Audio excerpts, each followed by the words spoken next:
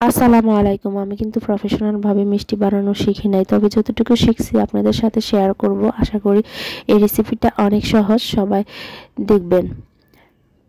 তো আমি এখানে দিয়ে দিয়েছি আধা কেজির মতো গরুর দুধ আর 1 চামচের মতো ঘি দিয়ে ভালো করে আমি জাল করে নিব।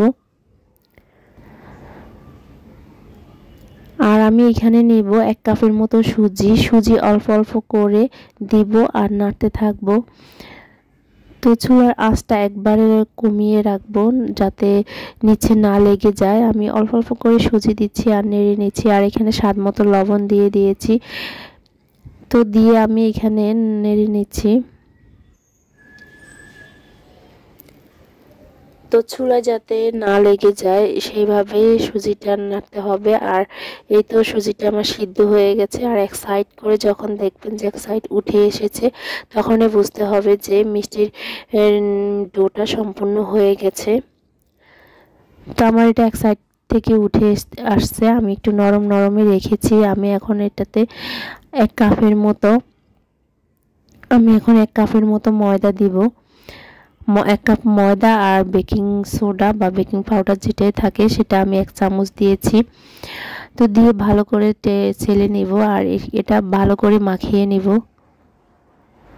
তো আমি এক সাইডে হাত ক্লিন করে হাতে তেল দিয়ে এখন আমি এটা মিষ্টির ডোটা করে নিব।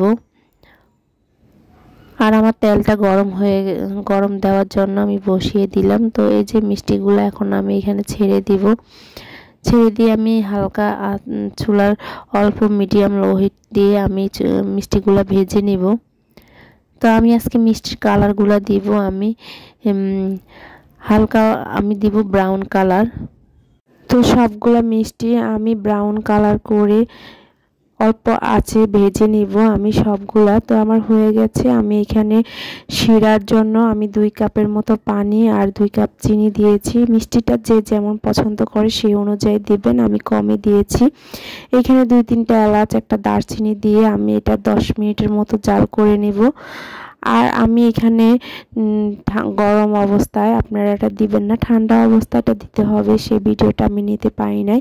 আমি এখানে গরম অবস্থায় দিয়েছি। গরম অবস্থায় দিয়ে আপনারা 5-10 মিনিটের মতো একবারে জাল করে তারপর ঢাকনা দিয়ে দিবেন। ঢাকনা দিয়ে দেখবেন যে আপনাদের মিষ্টিগুলা ডুবে রসটা শুষে দেখবেন মিষ্টিটা অনেক নরম হয়ে গেছে।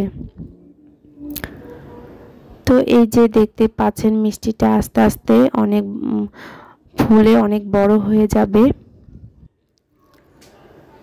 তো নেড়ে ছেড়ে আবার আমি 5-10 মিনিটের মতো এটা জাল করে নিব। তো এই যে আমার মিষ্টিটা দেখতে পাচ্ছেন অনেক সুন্দর নরম, সফট এবং ফ্লাফি হয়েছে। ভিডিওটা আজকে এই পর্যন্ত। সবাই ভালো থাকবেন। আল্লাহ হাফেজ।